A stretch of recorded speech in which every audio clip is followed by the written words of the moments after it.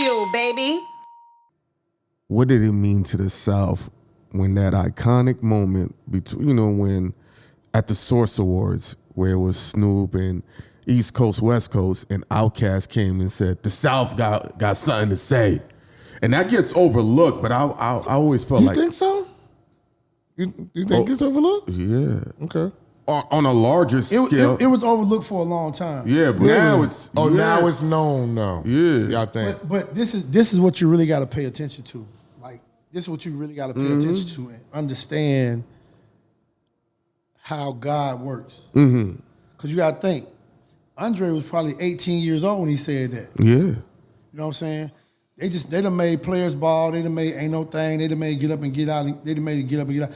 But are you thinking that these two guys are gonna push the envelope on every album and become the biggest hip hop group of all times on crossover music, with crossover music and rap? Like, he said this when they was making Southern playlist. Yeah. Cadillac, which was different from everything else that you had heard. It was different. It was different from Scarface. It was different from Rap A Lot. It was different from Uncle Luke. It was different from DJ Jimmy and all the stuff you had heard, Kilo and Raheem and all the different records that came out.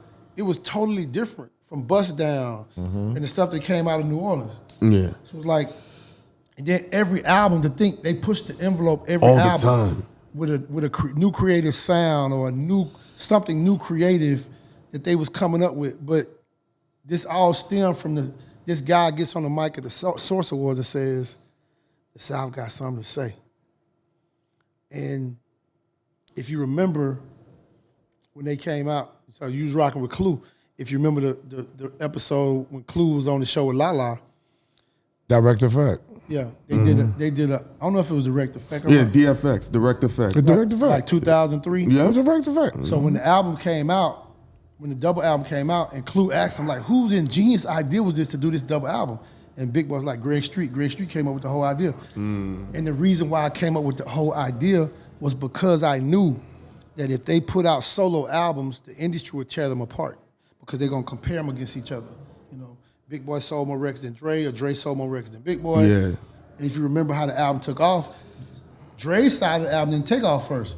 Big Boy took off with the way he moved. Yes. I like the way. Big Boy since going faster, and then Drake came back with that funky shit. With the Hey Ya, Hey Ya, Roses. People, if you remember when the album first came out, people was returning the album to the store. They were saying they didn't like it. I remember that. But the whole And that's thing, a diamond album. Niggas was disappointed in New York because Big Boy snuck up on niggas. Niggas Let me tell you something about wasn't it. paying attention to Big Boy like that. in When that 02 record came out, we was.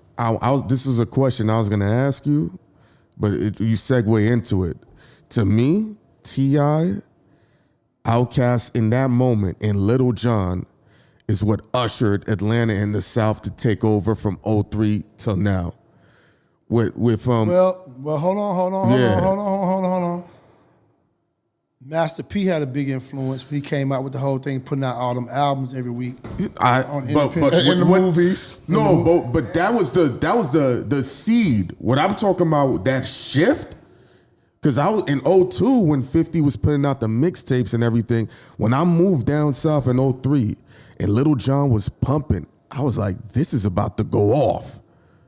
And I'm gonna tell you something crazy. Yeah. You gotta think, Lil Jon was working that album for a while. but he was the A&R for So Def. For So Def at the time. He was the A&R for So Def. Yeah. And Jermaine was so big. Jermaine was so big, he wasn't really paying attention to Lil Jon like that. Y'all forgot. Lil Jon when he did a deal remember with that. Too Short. Yeah.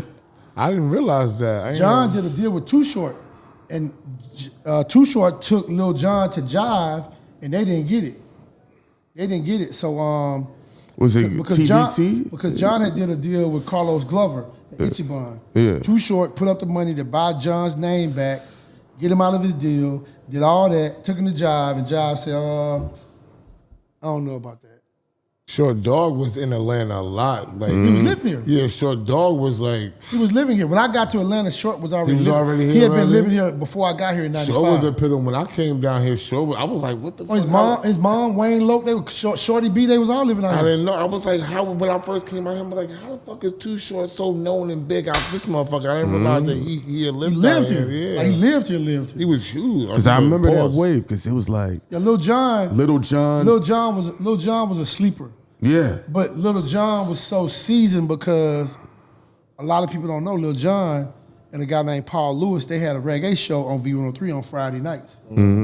They came on like 12 or 1 o'clock in the morning. So Lil Jon had been DJing and he had worked at So Def. He came up with the idea for the whole crunk movement, which was really, the crunk music really started from Memphis. 3 6 Mafia and them really crunked that shit up. 3 6 Mafia. Was Tear the Club Up crunk? Tear the Club Yeah, Up. yeah. Crunk, okay. Yeah, hell yeah. So But was you gotta that, think- was that the original crunk record? But Yeah, no, but that's check what- this out though. The original version of Tear the Club Up was like a dark 3 6 Mafia song. It wasn't crunk.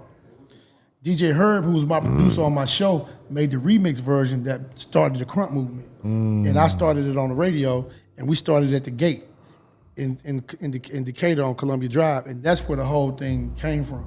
Like, if you go to listen to the original version of Tear the Club Up, it don't sound nothing like what it sound like that you know. And we made that remix. Herb made that remix. I mean, that's why how if you're doing all of this stuff and have done it, how could we not call you legendary? You done been in Dallas, Houston, Mississippi, Alabama, Atlanta. You done did records. You done found niggas. You done gave niggas ideas on how to sell the Outkast double album. That is like, And that album changed. and that's nothing. Like we can't even talk about everything that you've done. But just in this short amount of time, everything that you did is legendary. Niggas ain't doing that, bro. That's why I said with Little John, that double album, and how T.I., the reason why, even though I was living south, a lot of up north girls was digging him because he has family up there. Those were the 3 artists I said, yo, they're shifting this. Oh yeah. And since I remember that, it clear as day, from 03 till now, it's been